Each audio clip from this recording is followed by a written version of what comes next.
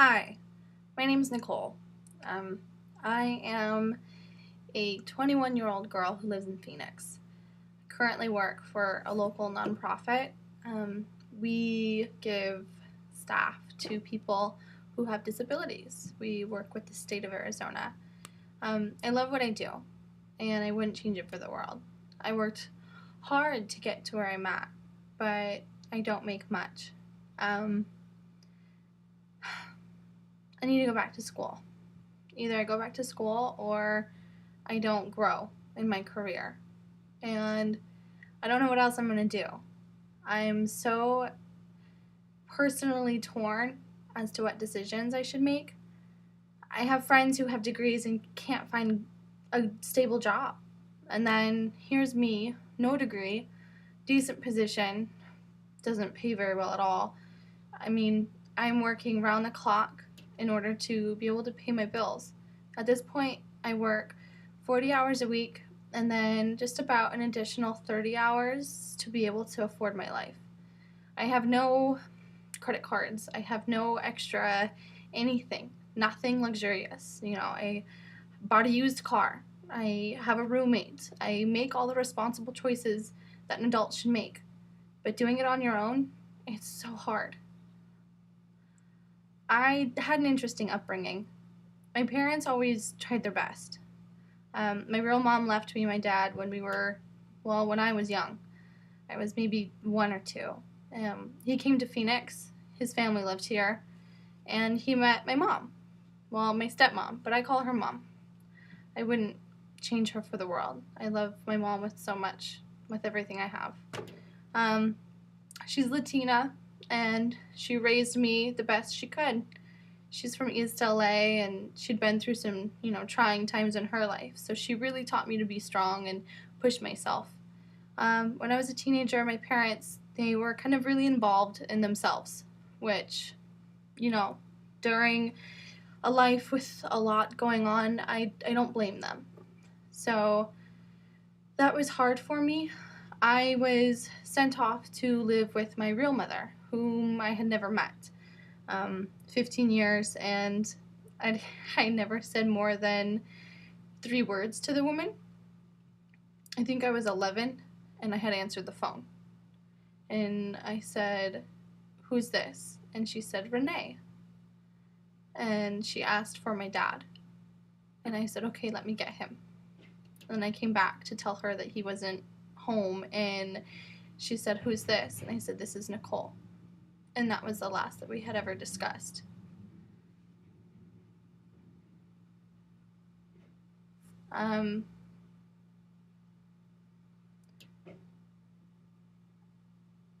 Not knowing who you are or half of who you are was hard for me as a kid. So, going out to live with her was an interesting experience in my life. It lasted for less than a year. I made some amazing friends who I adore, and they have been there thick and thin. They are just amazing people, every single one of them. So that's one thing that I really, really did get out of moving to South Carolina, that I wouldn't have changed. None of my life I would have changed, because everything brought me to where I am today. So I missed out on having a normal childhood. I missed out on a normal high school experience. I missed out on making the right decisions for myself when it came to college. I took a leap and just kind of chose something where I know that, they couldn't say no. I went to a trade school. I moved to a different part of town in an apartment. My parents helped me unload my boxes. I walked up into my apartment. I, dropped everything off. My dad took me to the store to get Gatorade and toilet paper, and that was that. I didn't have a job. I didn't have any cash in hand, and not a single grocery in my fridge. So at least I didn't make it. I was an idiot. I took my freedom way too far. I went out. I thought it was fun. I met people. I tried to live my life, and it was something I had never got the chance to do. So being able to do that, I took it as far as I could. You gave me an inch, and I took so many miles, and I went down so many roads that I should have never taken. I made a lot of mistakes and got myself in some interesting situations. So now, 4 years later, I am a different person. I never got in trouble with the law. I never got into drugs or anything crazy. But I was selfish in my choices. And now I'm trying to regain control of my life.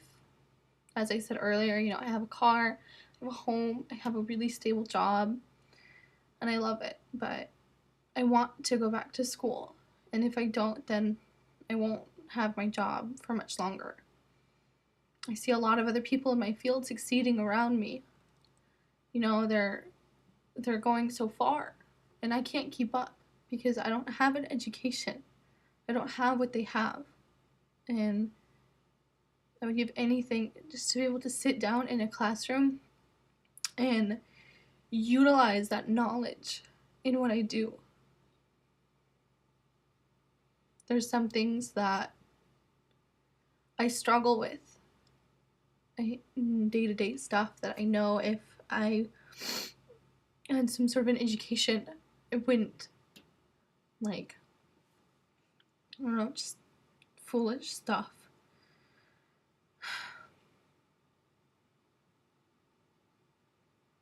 I can't do it on my own. And it's embarrassing for me to admit that, but I can't. And I need help. So, this is me, Nicole, asking for help. I just want to be able to go back to school. Education has never meant so much to me as it does now. Because of right now, I can't get one. I'm trying to pay off loans for an education that I never took seriously. And I've got so much debt from those bad choices. And I'm doing it responsibly. I'm paying and, paying for my mistakes. I'm actually paying for my mistakes. So, if I can have some help, anything, just to start me getting back in the groove, taking classes again, knowing what I need to know in order to succeed. I love what I do, and I love teaching, and I love working with people who have disabilities. I love all of my clients. I want to be able to do more. And the choices I make or made back then are affecting me now. So, yeah, I guess that's that.